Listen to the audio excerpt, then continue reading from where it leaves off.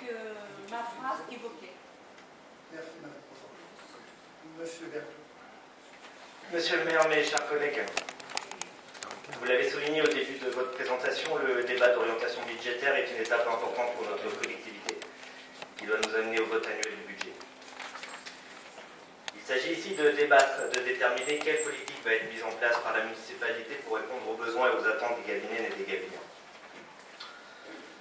On doit dire, mais c'est une habitude que nous avions déjà constatée, notamment lors de la présentation du projet d'aménagement et de développement durable.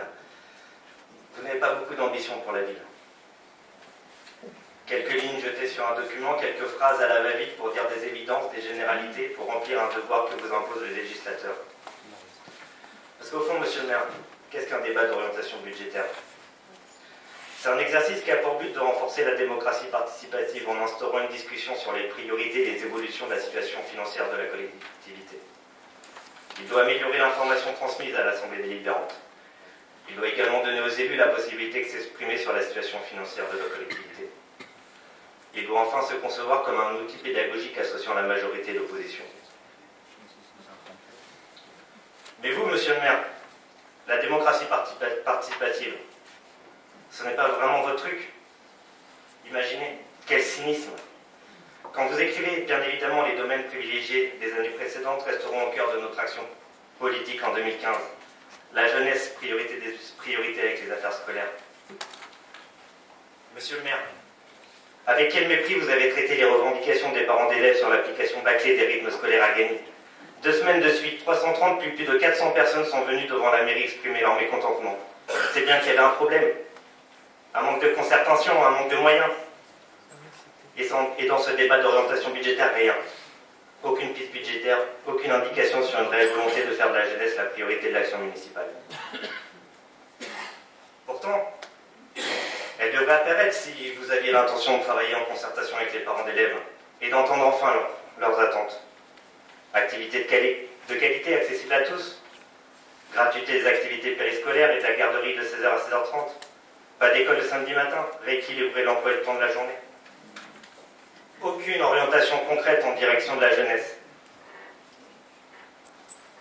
Autre phrase jetée sur ce dossier, autre domaine privilégié, le cadre de vie.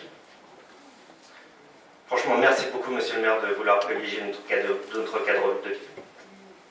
Comment, avec quoi, où, combien, on ne sait pas. Mystère. Mais le cadre de vie, à Gagny, parlons-en, puisque vous n'en dites pas un mot en dehors de cette banalité. Notre ville se transforme en décharge à ciel ouvert. Elle est sale. Sans revenir sur les scandales des carrières Marteau et Saint-Pierre, c'est chaque jour davantage de déchets dans les rues. Au Chénet, rue du Général Leclerc en centre-ville. Et le chemin des Fleurs. Améliorer le cadre de vie. Vous aviez pourtant une occasion d'améliorer le cadre de vie des habitants du chemin des Fleurs. Vous avez tous les outils pour le faire. C'est de votre compétence. Les Gabiniennes et des Gabiniens vivent à côté d'un squat transformé en décharge et vous ne bougez pas. Preuve que tout ceci n'est que des mots et que vous ne souciez que très peu du cadre de vie. Pourtant, Gagny est une ville qui possède un réel potentiel qu'il ne faut pas gâcher. N'ayons pas peur d'identifier les vrais problèmes. Retroussons-nous les manches. Bossons travaillons en concertation avec les habitants, les parents d'élèves, les collectivités territoriales. Pour résoudre les inondations que nous subissons trop souvent et les problèmes sur l'assainissement.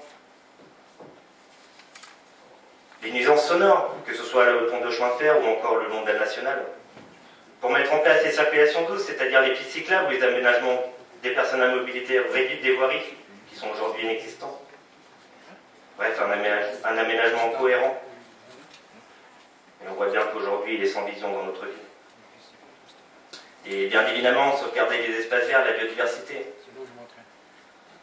Quand on voit le traitement qui a été infligé aux carrières, véritables poumons urbains, et malheureusement si maltraités.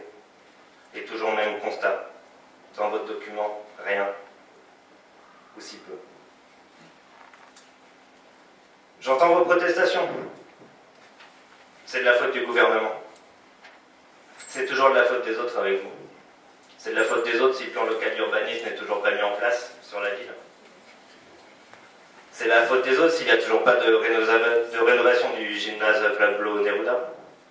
C'est sûrement de la faute des parents d'élèves si l'implication de la réforme des rythmes scolaires se passe mal sur la ligne, sûrement.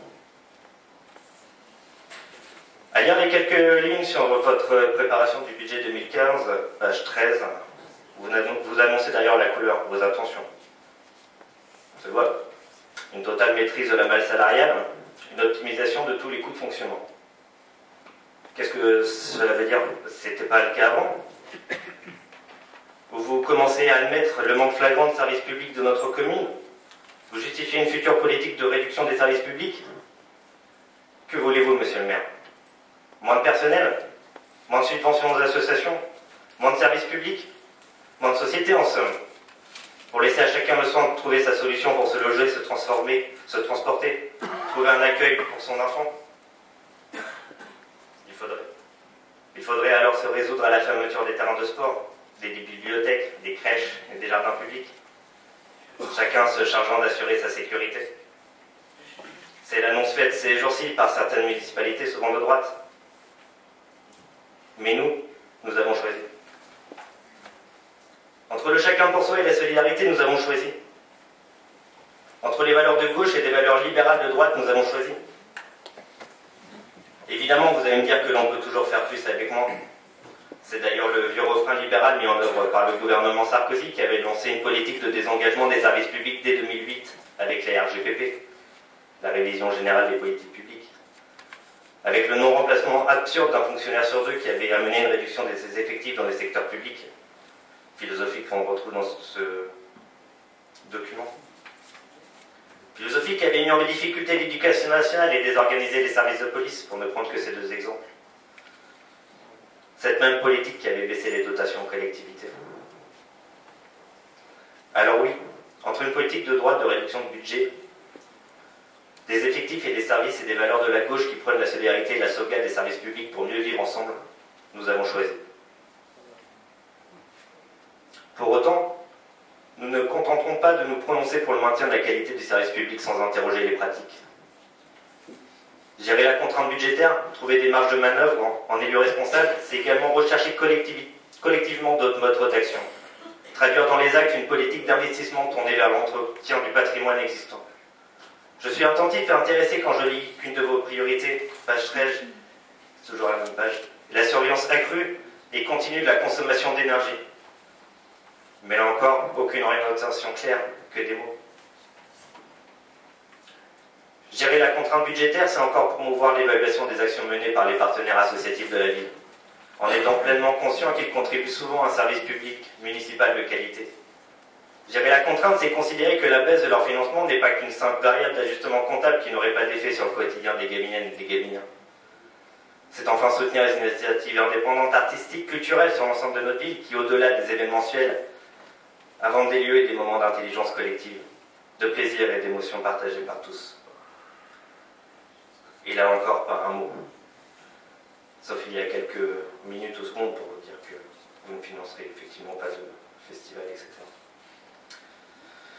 Confrontés aux crises environnementales, énergétiques et économiques, et face à la morosité des propositions libérales et conservatrices que vous incarnez, de réduction de tout ce qui est fait dans notre vie, nous prenons d'initier une démarche innovante et économique qui mette en mouvement la capacité de nos villes et de ses habitants à inventer des pratiques nouvelles, solidaires et écologiques. C'est la qualité des investissements qui fait le futur de notre ville. Et quand on regarde vos priorités d'investissement, nous pouvons craindre le pire. Le parking plage Foch, qui nous avait déjà coûté si cher. Tout cela pour asphyxier notre centre-ville. À l'heure du développement des transports collectifs ou encore cyclables, quel contresens! Vous avez 50 ans de retard. C'est pas comme ça qu'on aménage une ville, monsieur le maire. On n'a même plus les voitures en centre-ville, monsieur le maire. C'était sous Pompidou. La poursuite de l'important programme de voirie. Là, je dois dire, monsieur le maire, que je sèche. Vous avez entrepris des importants programmes de voirie. Vous parlez sûrement de la rue Chaban-Delmas, construite en 2010 et ouverte 4 ans après, je ne sais pas. La vidéoprotection. Là aussi, je dois avouer que j'aurais bien aimé en savoir un peu plus. Vous mettez cela dans vos priorités d'investissement, vous allez couvrir la ville de Caméra? Pas un mot, on ne sait pas.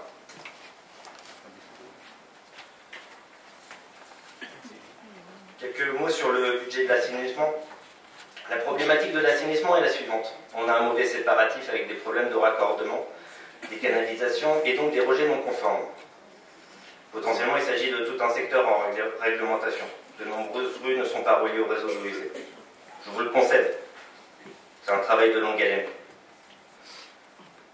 Mais comme tout travail, il implique de se retrousser les manches. Et vos solutions d'inciter les gens à se mettre en assainissement non collectif n'est absolument pas une bonne idée. Les fosses septiques sont trop souvent mal utilisées et sont source de pollution des sous-sols. Il faut donc que ce problème soit pris sérieusement en compte. Et là, 2 lignes dans le débat d'orientation budgétaire.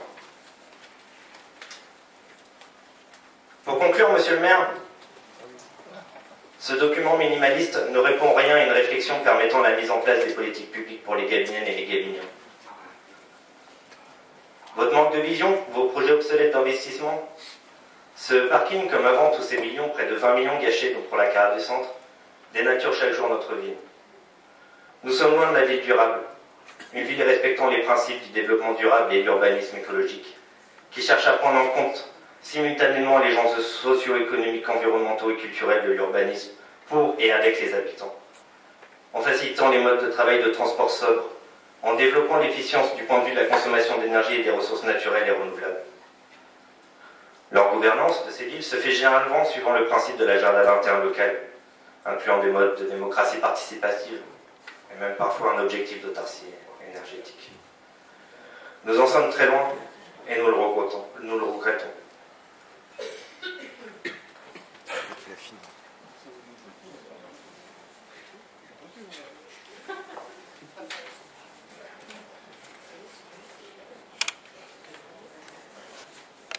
Bien, merci M. Berthoud. J'imagine que vous avez effectivement de merveilleuses solutions. Le seul problème, c'est que les Gabiniens n'en ont pas voulu. Voilà. Qui d'autre demande la parole? Non, je dis qui d'autre? S'il y en a d'autres déjà qui veulent.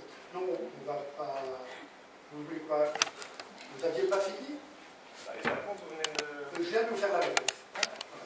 Bien, si personne d'autre demande la parole, il n'y a pas de vote sur ce débat d'orientation budgétaire.